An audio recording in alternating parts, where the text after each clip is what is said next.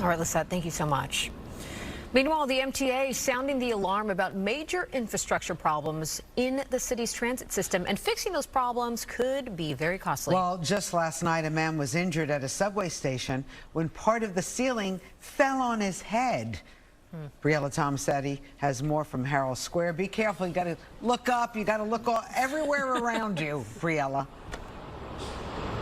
You can't make this stuff up, Rosanna and Bianca. Thankfully, he is okay. He's in stable condition. I'm not under too much of the scaffolding right now, so fingers crossed that I'm okay. But the MTA has dedicated billions of dollars to new capital projects. It goes to show, though, that there are problems that really need immediate fixing. Again, a prime example of that, Exhibit A, as we call it, happening right here behind me last night. A man was walking into the subway station here in Herald Square. He felt something hit his head. Police actually got a call that it was a rock, but nope, it was crumpling debris, essentially falling down from the ceiling.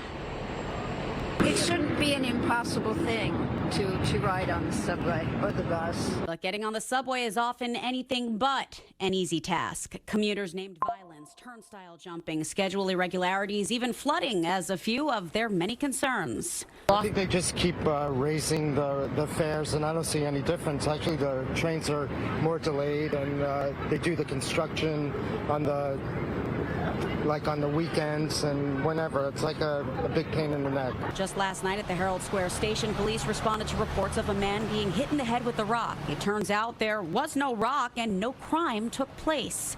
Investigators say the victim was actually struck by falling debris from the ceiling near the station's entrance. That man is in stable condition.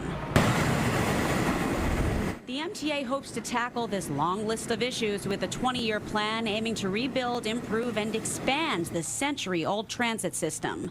The agency identified 3 driving factors: aging infrastructure, climate change, and the ever-changing needs of riders. This is a detailed assessment of the MTA's entire network. It's never been done before. Over 6 million assets and components have been evaluated. 8,747 rail cars, 5,840 buses, and 1,907 miles of track, to be exact.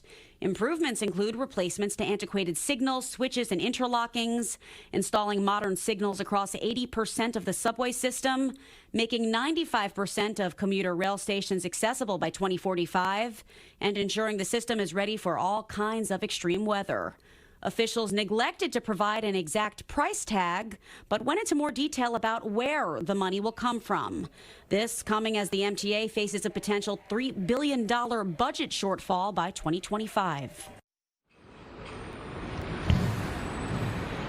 Now, one would think that this is another way for the MTA to push its congestion pricing plan, but officials said at that press conference yesterday, congestion pricing would not be enough. It would not be enough to foot the entire bill, I should say. It would help to cover a portion of this current capital project, but down the line, for that 20-year plan, they have got to think of some other ways to get that money. For now, we're live in Herald Square. Bianca and Rosanna, back to you. What more can they possibly do? Everything costs more here. Yeah. Everything.